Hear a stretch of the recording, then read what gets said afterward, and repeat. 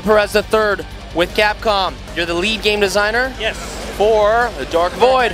With Airtight Games up in Seattle, we're developing the game with Capcom. What feature really like holds this game together? Well, the most obvious feature I think is the rocket pack. I mean, it's one thing to have their cover system, and we've got a really cool vertical system there that's a nice fresh twist, but when you can fly, I mean, that overshadows it. So our rocket pack system is awesome. Campaign, how long is it? It depends on how good you are and what setting you're playing on. Let's say on a hard setting, casual gamer. Hard setting, casual gamer, I'm thinking 13 hours. Normal setting, normal player, probably about 10 hours. Nice. Very nice. Any multiplayer plans? No multiplayer for this one. We wanted to focus just on single player. Yeah. If we do a Dark Void sequel, then that's the first thing we'd be doing. So. When's it coming out? We're going to be out this fall, so 2009.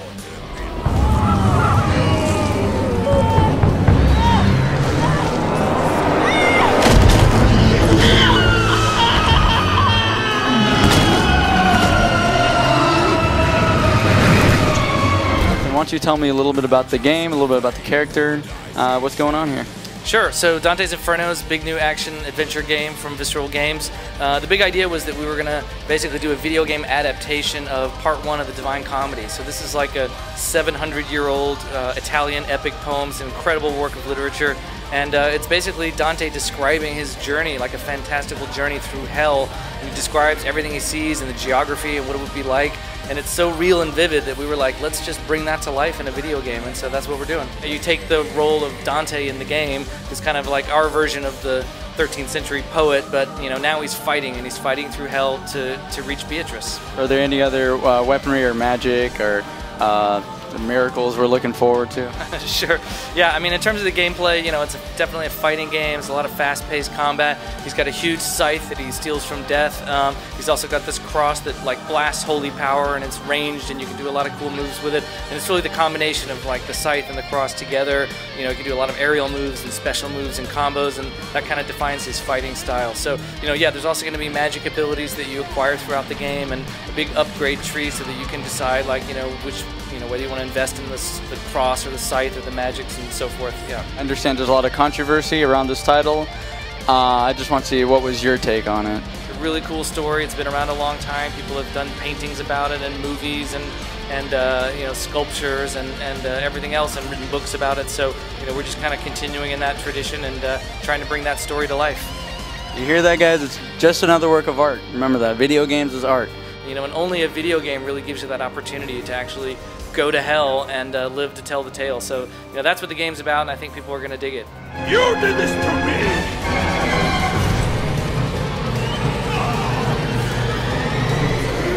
Take a look at these new controllers, new lights, a new design, different colors. We got a carbon fiber finish on this one with the blue light instead of the original green. What we've done is we're able to actually go into the controller. We do a lot of modifications with button relocation.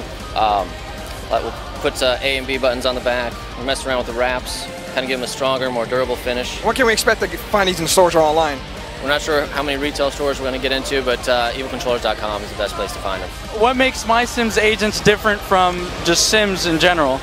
Oh, it's a completely different game. My Sims Agents is an adventure game where you solve mysteries. So it's got a big epic story. You're trying to stop Morcubus from taking over the world. When we're tuning the game for difficulty, we're thinking about 10, 11, 12-year-olds. But actually, if you know 12-year-olds like I do, if they can play it, anyone can play it. So we think about 12-year-olds a lot, but my experience is if you like adventure games, you like solving puzzles, you like action or strategy, there's lots of different components, you'll like My Sims Agents. And you're able to build your sim agent, I'm assuming, from scratch like all other sim games? Yeah, it has that in common with The Sims, is that when you start the game, first decision you make, you want to be a male or female agent and what you want to look like. As the game goes on, you're constantly unlocking new outfits and new ways to change your appearance. So you're customizing the way you look. You also build up a team of agents to work for you, and you also have his headquarters, and you're customizing what it looks like. Do you guys have a release date for this title? We're releasing it in the fall on the Wii and the DS. Is there no more limitations to Xbox Live Arcade? There is. There's a recommendation of the file size and so on, but we've been negotiating with Microsoft because we needed to do something really different. And you know, there's nothing out there like this. I mean, for 15 bucks, you can't get anything like it. This is the best Xbox Live Arcade, one of the best Xbox Live Arcade games I've seen, and the scale of it looks pretty ridiculous. And I can't believe that it's going to be an arcade game. This is probably going to be a huge Xbox Live arcade game. It's basically a full Battlefield game, but with fewer levels. Right. So, Anything you guys are putting in this game that Battlefield might not have had before? we have one new feature which we call the air raid. So air raid is you enter a bunker and basically you call in a raid of bombers with a radio, and you have limited control of the bombers. You choose a target and you drop your carpet of bombs and just kill everything in there. When is the game coming out again? This summer. This summer, and you said $15, huh? Yeah. Now that's a bargain, guys.